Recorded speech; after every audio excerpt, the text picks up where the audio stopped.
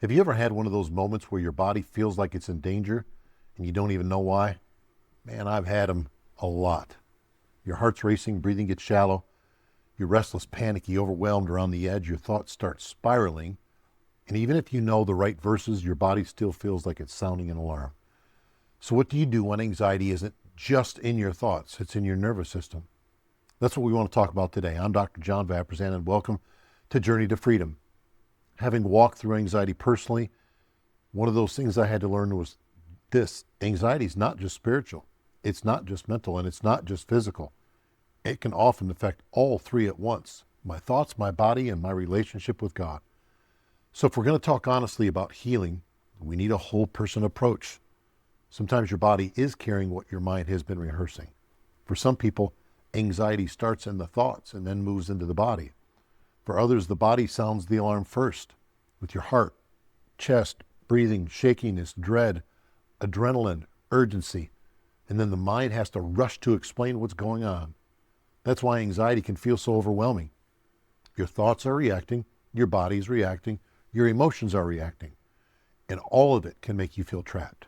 Your body can carry fear even when your mouth is trying to quote peace. Sometimes the body's reacting to a threat that the mind has rehearsed for too long. Anxiety loves urgency. Peace often begins by slowing the pace. The goal isn't just to survive the moment. The goal is to retrain the mind and calm the body under the truth of God. Let me say this again. Anxiety creates urgency. You drive faster. You eat faster. You rush. You breathe more shallow. You live like something bad is about to happen. And sometimes one of the first acts of spiritual and emotional wisdom is just this: slow down on purpose. Slow your breathing, slow your pace, slow your speech, slow your body enough to communicate, I'm not in immediate danger. That doesn't solve everything, but it can interrupt the spiral. Use physical tools without losing spiritual focus. Some believers are nervous when we talk about practical tools for anxiety, but I don't think we need to be afraid of wisdom. If your body's in alarm mode, there are practical things that can help. We talked about stepping outside, taking a walk, slowing your breathing, getting sunlight, exercising, resting, reducing overstimulation, getting your body out of the constant stress state. Why? Because God made you a whole, complete person. You're not a spirit floating around, disconnected from your body. Your mind, your body, your emotions, and spirit are deeply connected. So if your body's exhausted, overstimulated, sleep deprived, and flooded with stress, it makes the battle so much harder. But calming the body is not the whole battle. You can breathe slower and still believe lies. You can go on a walk and still let fear preach. You can calm the nervous system and still have a mind that has never been renewed. That's why you have to ask, what thought is fueling this?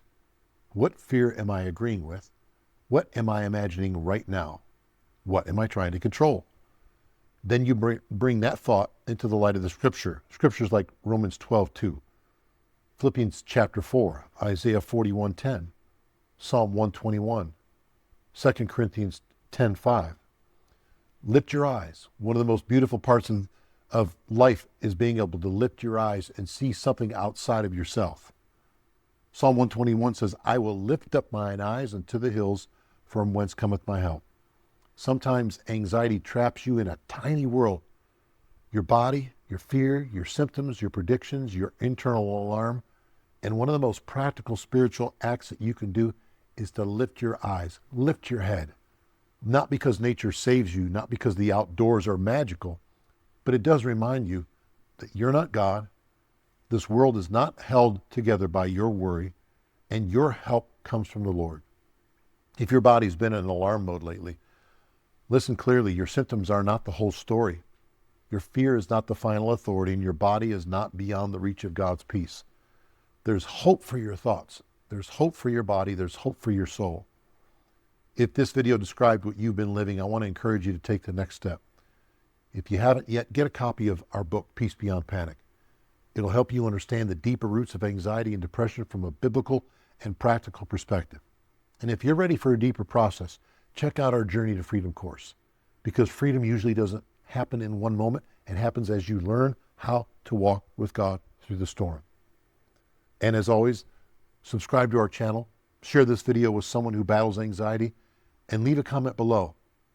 Let me ask you, when anxiety hits, where do you feel it first? Your thoughts, your body, or maybe both?